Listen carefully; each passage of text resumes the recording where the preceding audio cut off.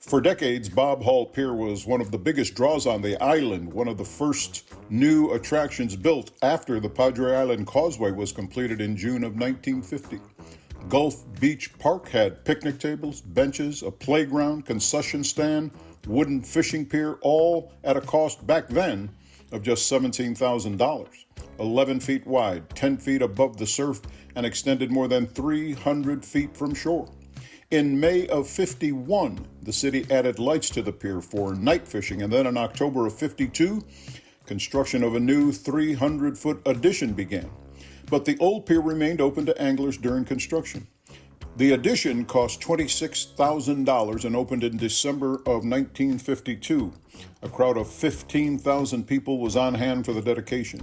A week after it opened, the Nueces County Commissioners Court met to acknowledge the retirement of longtime Precinct 1 Commissioner Robert Reed Bob Hall. Hall was a Corpus Christi native, born in his family's home on Chaparral Street in 1881. He served in the Spanish-American War in 1898. Then when he returned home, he became the business manager for Mr. F.Z. Bishop, who founded the town of Bishop in 1919. That same year, Bob Hall was elected Bishop's first mayor.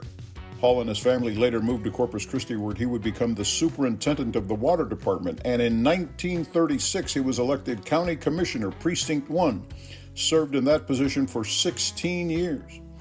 During his last commissioners' meeting, he was surprised when his fellow commissioners voted to name the new pier in his honor.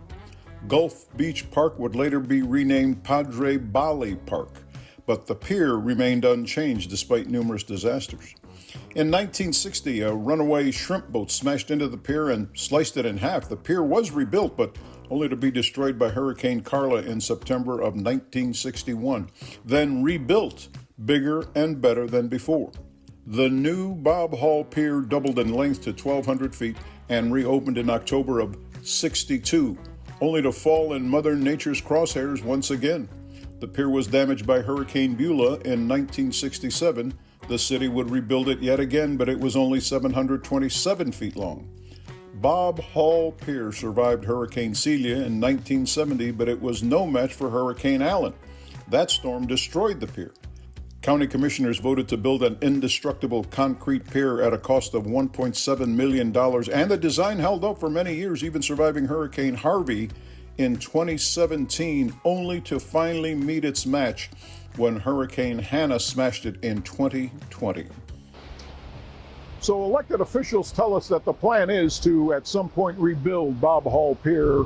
It's going to cost an estimated $22 million, but the plans are in the works.